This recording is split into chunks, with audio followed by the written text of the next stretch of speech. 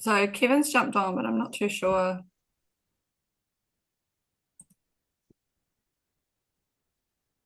Hey, hello to everyone. I've just opened up the webinar, so I can see a few people trickling in. I'll just give everyone a minute or two just to make their way in and get settled before we kind of kick off. So enjoy some of this awkward silence for a little bit before we kind of kick off and get into it.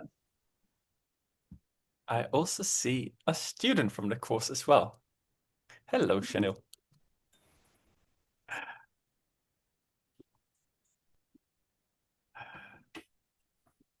Fantastic. How are you going? Good. This is exciting. Everyone's making their way in. Yeah.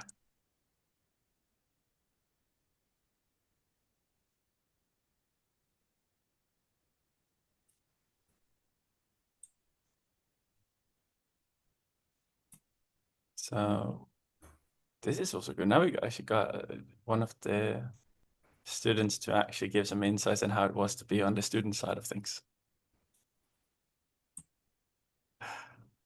Yeah, so the chat is open to everyone. So do feel free to jump into the chat at any stage. And then likewise, the Q&A is open as well. So if you've got any questions, do just chuck them in there. There will be a Q&A at the end for everyone as well. All right, let's kick into this. So hello, everyone. I'm Danielle from HeyPenny. I'm HeyPenny's Customer Success and Marketing Lead and your facilitator for this webinar. On the call, we've got Dr. Dan. So he's from Vic Uni and he'll be doing most of the talking today. He's kind of the man behind everything. He'll run you through exactly kind of what his idea was, how it came about, what this actually looked like in practical, and some of the learning outcomes. We've also got Kevin, HeyPenny's founder. He'll probably just sit in the background listening. I know he's got a lot on at the moment.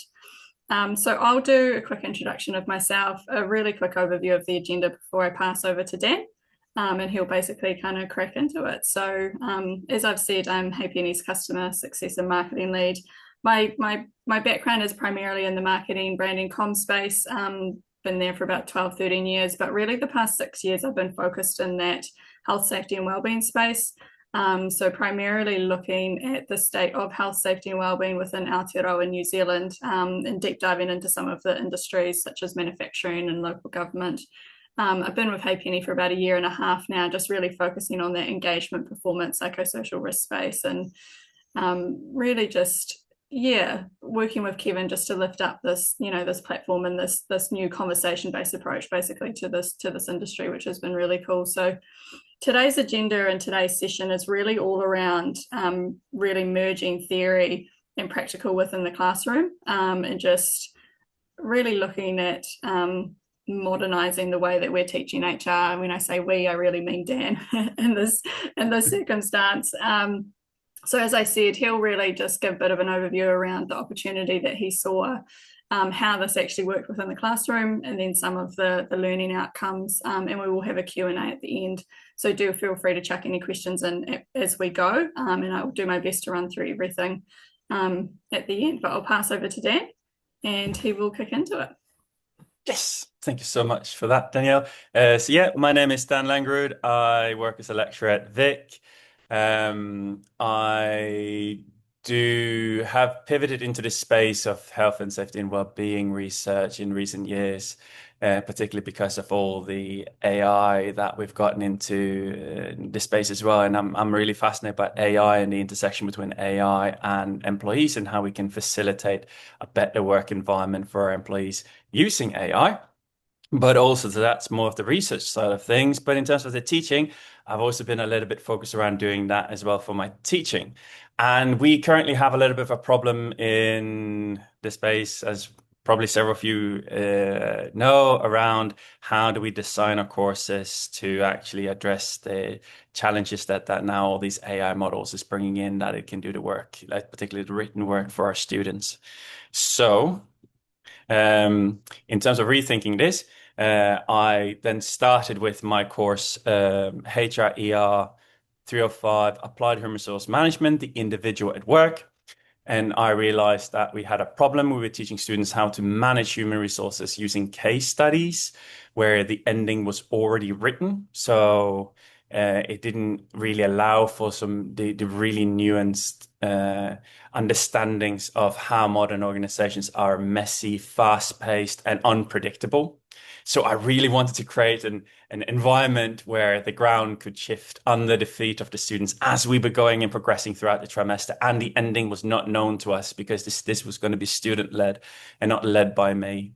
So what I did is that I looked around for an organization or business around where students could associate themselves and put themselves into the shoes of the employees. So I looked into hospitality industry. We have this vegan bakery chain here in Wellington that was founded 5 years ago by some young entrepreneurs called Berlin. And I looked into the data. So I created a very, very, very large document in the back end of over 200 pages of information, fiscal information on their performance in the last 5 years in terms of turnover, in terms of the revenue, and we projected how things have been going throughout there. I wrote up the contracts. I even had interviews with the CEO, and I got a lot of information from an inside business as well to build a scenario-based simulation for the students to engage with. And so what I came up with is this thing called Florina. And Florina is an ever-evolving organization that students are driving. And in the very, very, very first week, what I got the students to do was that I asked them to create the strategy for the business, the vision for the business, the mission for the business, all of these broad spectrum thinking for an organization around just a very, very clean sheet of an organization. Now, all I told them was that this is a vegan bakery branch that they will provide some information on. And we did that the first week. I also told them the first week that it's impossible to create this in a very good way, but we have to start somewhere. So we need to have some clarity around what it is that is the big picture thinking for the business, because we're going to funnel this down to understanding the individual level in the organization from an HR lens. And in order to foster some relatedness within the organization, that the students could associate themselves with the employees, what it is, I took the names of each of the students, I jumbled them around, and applied it to different employees within the organization. Students already felt a sense of, I remember that name. That name looks familiar. I'm not really sure, but okay, yeah, that's my first name, but not my last name, etc. And getting them engaged in that space. And so the concept then was as a custom scenario-based organization. It would evolve through each of the weeks. So we did this the first week, mission, vision, strategy of the organization first week. And once I had that information, I also had that 200-page document in the background of all information, that fiscal information around the business. I then started creating a branch of the organization of 8 employees with individual personality traits, inspirations, aspirations in their careers. And they were somewhere mid-career, most of them were young in their career, and a team leader. And I also introduced them to the HR manager, and they found this as well a little bit more in the periphery. And from that first week, I then created a sense of a scenario of where we are now, so they get an understanding of it, but also some decisions that students were going to be making throughout the trimester around. The aim was to focus around recruitment decisions, disciplinary decisions, understanding the dynamics within the workplace, how a disgruntled employee can be contagious to an environment, and how we can use data to understand what is going on and how we can address it. And as much data as I had, data is still data. It was a fictional company. It feels fictional with financial spreadsheets. So we needed a soul to it. We needed something like more in terms of the core of the business. And that's where HeyPenny came in. HeyPenny was invaluable to the fact that we could give students an insight into the conversations that were happening in the organizations week by week, and we gave them some markers on capturing how to understand the workload pressure, for example, and why suddenly employees would feel that they were under more pressure than before, or there would be some observations around organizational justice. So throughout the weeks, students in the groups made decisions driving a scenario forward. And in that scenario, the decisions that the students made, I then put in a lot of these different situations that were happening.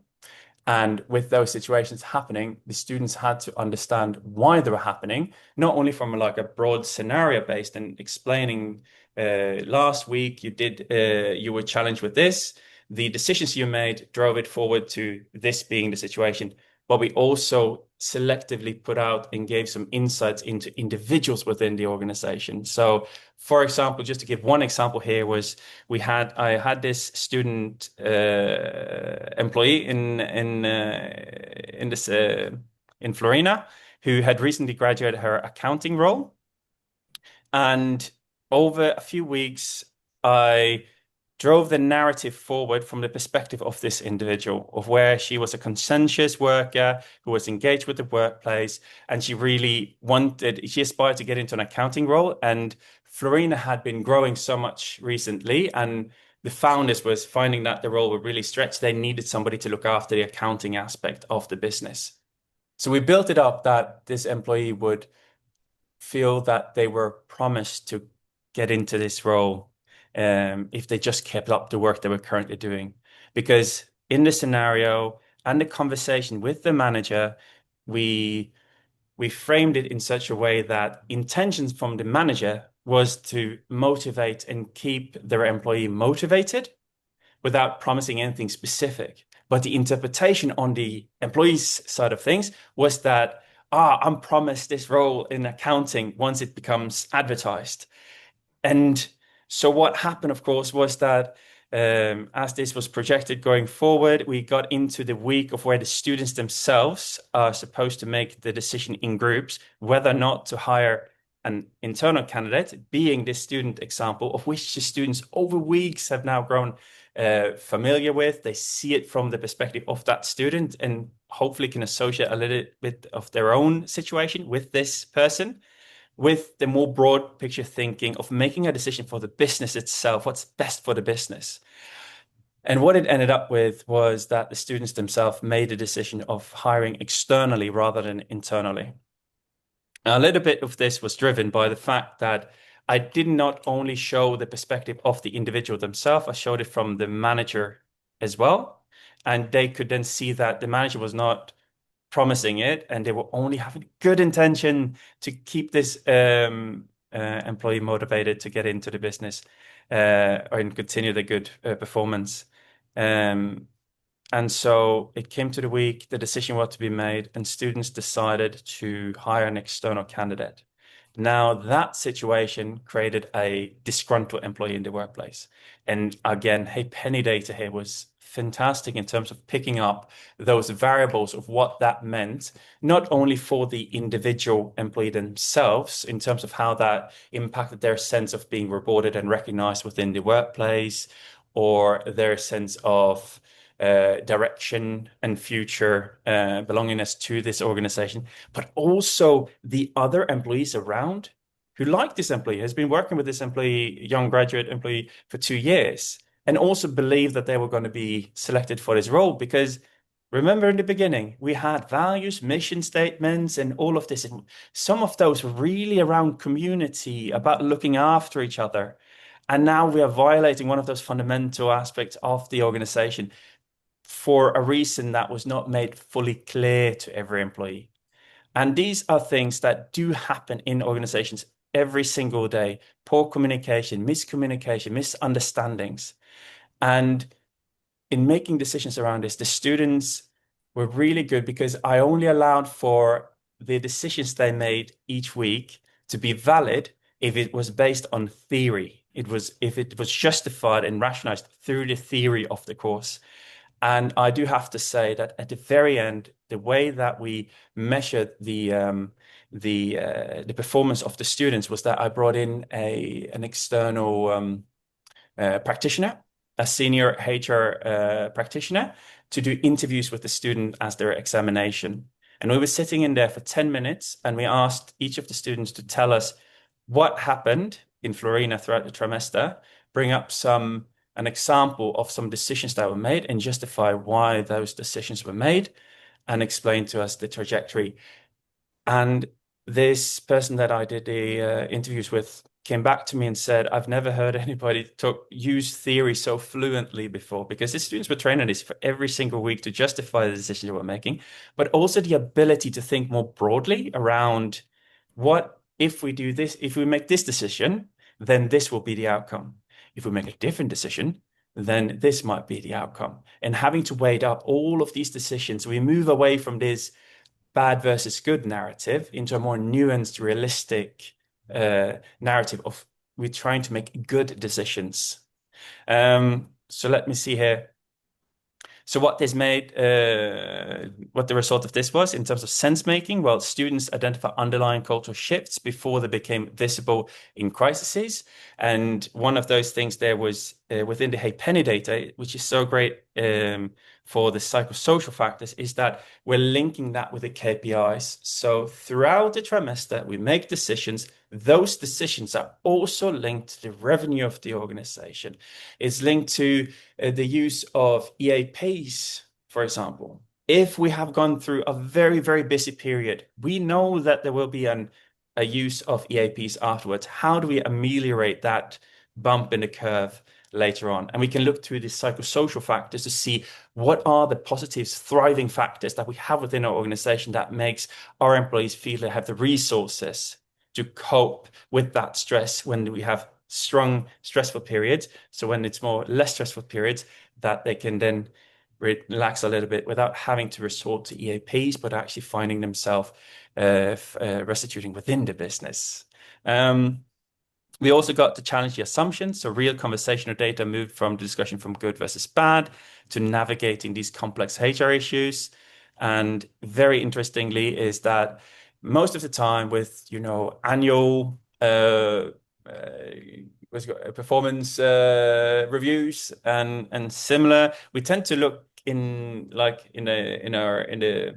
back mirror and in hindsight.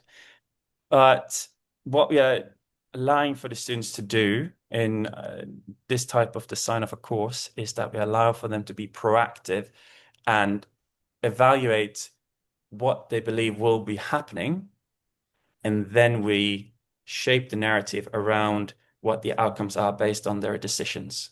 So they're learning to think proactively rather than reactively. So what does that mean? Well, the key takeaway that we get from this is that we're developing adaptable HR leaders. So for us as educators, well, scenario-based learning plus these live data tools are really creating resilient and adaptable graduates, because they will understand that we're not operating fully in this good versus bad narrative in black and white and they're the best decision and then we need to focus on that. Where we actually is that it's continuous evolving environment of where we build our resources, of where we develop our capabilities of dealing with the hard times. And that is transferable to the industry. So transitioning from reactive HR management to proactive organizational design. So hopefully that justifies the statement that conversational data is the new frontier of employee well-being, because for us, it has been really, really valuable to use that in the classroom. And what we've done now is that we've taken this forward and through collaboration with HeyPenny, we have now designed a study of which we have actually received a grant. And what we are going to be looking into is how these leader-led conversations can predict and improve employee well-being, engagement, and performance of organizations. And this is the researcher team as we have it right now. And it's Danielle can probably talk more about this, but it's been quite the uptake around organizations being willing to participate in this study. And of course, we're always looking for more participants, but we're really looking forward to how this will be developing going forward. And also the aim of this is also to bring that information back into the classroom so students can learn from this study. So that was my little spiel on how we did applied human resource management. So hopefully it made sense and was interesting. And a penny for your thoughts. Amazing. Thank you, Dan. So I'll just open the floor for any questions or anything. Just chuck them in the Q&A or the chat. I'm just monitoring those as we go. One question I think I wanted to just ask Dan was probably just around the benefit of having the qualitative conversational data. I think what we see in a lot of traditional solutions that sit in this space is we do get a lot of I guess, quantitative data points that kind of give us a measure around engagement or performance or psychological safety, so on and so forth. So I guess how beneficial was it to really have some of that qualitative conversational data that kind of gave that story and the context behind some of the data points that they were seeing, I guess, in terms of the decision making and, you know, how students were able to actually take that data and use it? I think it was invaluable in the sense that we provide nuances to what is, like you said, quite cold data and reporting. So we can report on the EAPs, we can report on what like the workload in terms of the workplace, in terms of numbers of how many hours we're working and deter like how many customers are coming into the business. But having the qualitative insights means that we are allowing for insights that are far more nuanced, and it provides a more holistic perspective on the organization itself, both the positives and the negatives. And it really also allows for not only looking at risk factors and risk management in organization, but as we did in the course, is not only looking about those factors, which are of course very valuable to know, but so you want to ameliorate uh, what are your resources being drained. But on the other hand, if you have some aspects, some key aspect of your business that really resonates well with the employees and they find that they are being motivated by, then that's really good for having that as factors that we can focus on enhancing or maintaining within the business, so we don't lose those good aspects around, for example, community. For example, how do we instill a good community in organization and maintaining that? That's where I think this quality of data really, really is valuable. Another question I've got is really, I guess, where do you see this going from here? You know, are you using this because this study took place, or this trial took place kind of semester 2 last year? So are you going to continue using it this year? And then, you know, where do you kind of see the simulation type approach to learning kind of going in the future? Yes. So the great thing about that is that simulation that we did now, the Florina as an organization has 32 employees. The branch that we were focusing on, because this was on an individual level for the teaching and understanding the interpersonal dynamics of the workplace. The good thing going forward now is that next time I'm running this course, and now we're focusing more on the well-being space, because the course has changed from applied human resource management to being a well-being course, is that we have a new branch coming up, which the students knew about this trimester. They were told about that is a recent startup of where hours have changed. It's a much more intensive area of the organization. And in doing so, this simulation now is ever evolving. And we now got the data of the decisions that were made by the students for this branch. And that will now run simultaneous to this new branch that's going to be coming up. So now we have the data, which is natural data coming through students' own beliefs, and judgments around how to deal with the situation. And we get another branch, which we do the same. And the decisions that was made a year ago in this branch will trickle in and impact the decisions that are happening over here. So over time, what this is creating is more of a living organism of an organization that's being redone, but it's going to be done with different branches over time. And as we build that, we get so much more different if not nuances, but it's a living organization. So yeah, absolutely going to use it, and hopefully HeyPenny will be joining us this year again, because we are very much depending on having insights that HeyPenny is allowing us to have, and using that to provide us with some insights on the decisions that students can make. We've just had a question come in from Mark. So I'm not sure if you've got this panel up, Dan, if you can see it, but in my work, I struggle with simulation from a suspension of disbelief perspective. Did you encounter any students that failed to see this approach as true to real life? If so, how did you address this? Did I find it's a good question, because a part of the immersion that I wanted to build, I wanted not to have a top-down approach to this is an immersion, this is the organization that you should believe in. I tried as much as possible to drive it from their realities in terms of figuring out a business that was like hospitality industry. Most of them know more about the hospitality industry in practice than I do, which is valuable. It's also like the names part. It's a small little thing, but just having like names or something that's similar, they are engaging with it. But it's also that I started each week with explaining what was the consequences and what happened based on a decision they made the week before. So instead of focusing as this being true to life, as I said, I made that more an implicit assumption that what we're dealing with here are the problems. This is still a simulation, but these are the consequences of the decisions that you're making. I also had, additional to this, I also used Copilot for this. So I got the students to write up every week. They wrote up like a few pages of decisions that they were making in a class. I aggregated all of that, put it into Copilot, and I had 4 marking criteria of expectations of what they should be doing.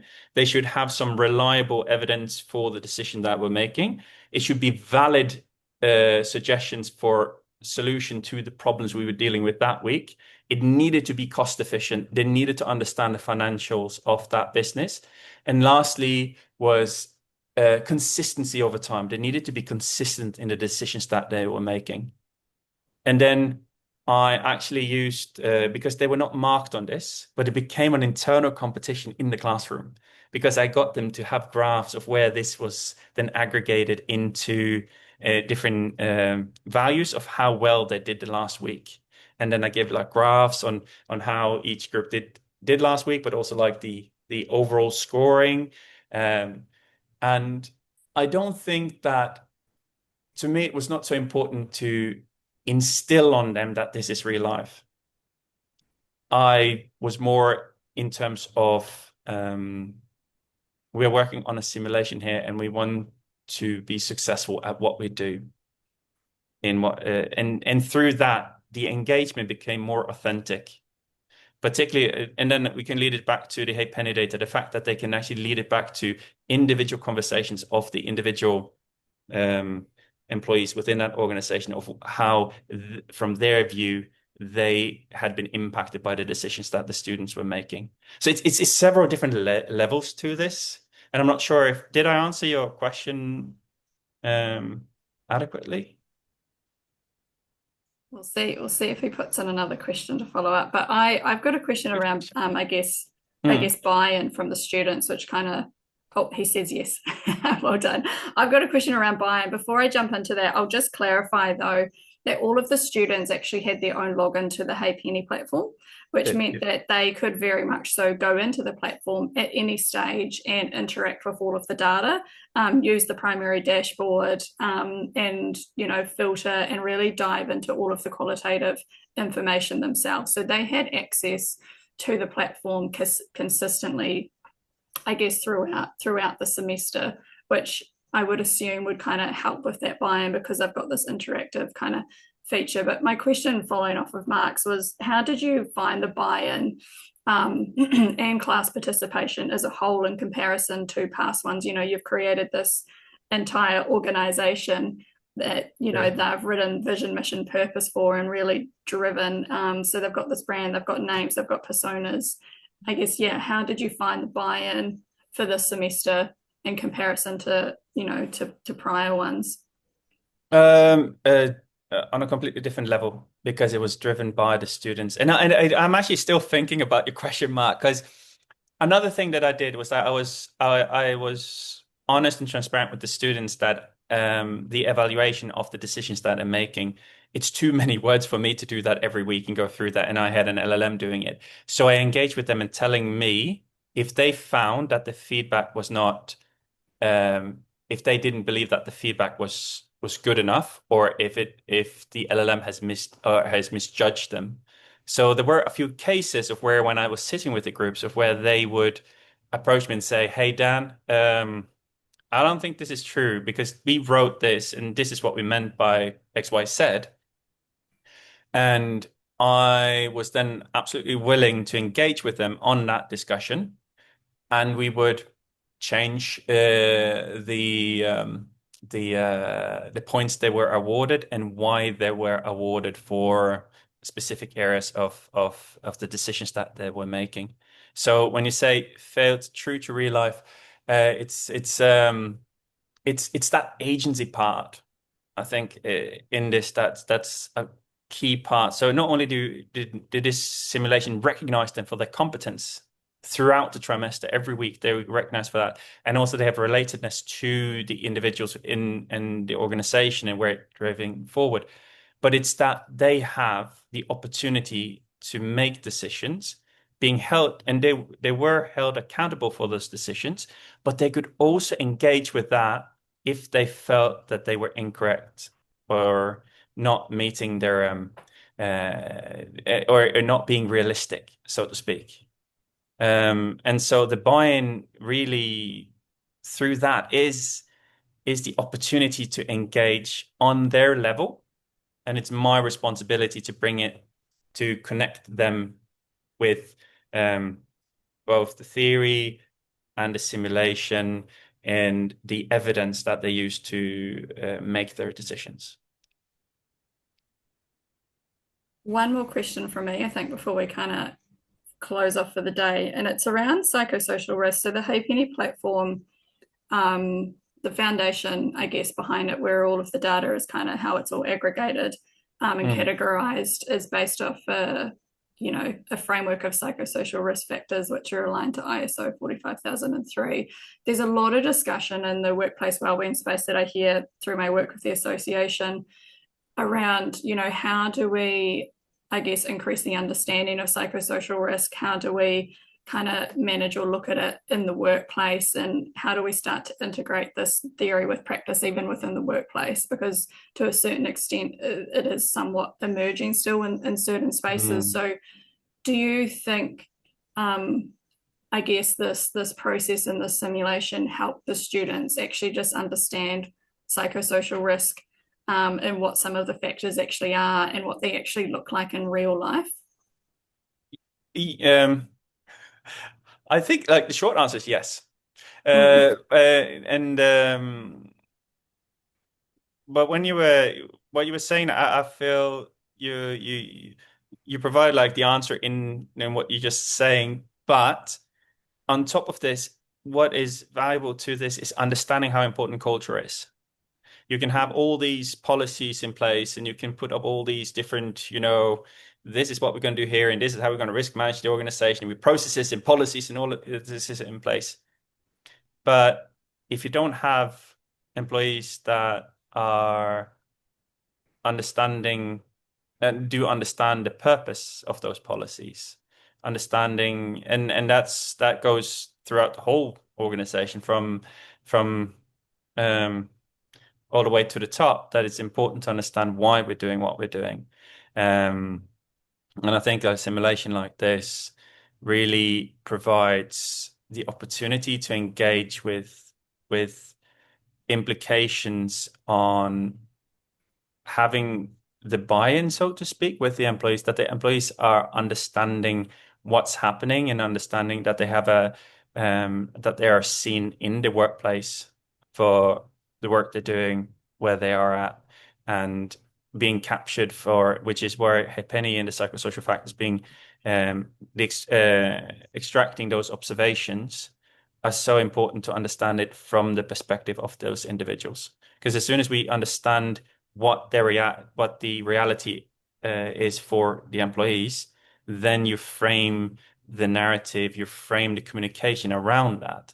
So and I feel that as a lecturer, it's well and good that I understand a framework or a concept, but it's more important for me to understand how I can engage with, for example, the students on their level, to connect them with that framework. And I think it's the same in organizations as well, and particularly around risk management and health and psychosocial factors, that we engage with it on the employees level rather than having broad policies or statements being made.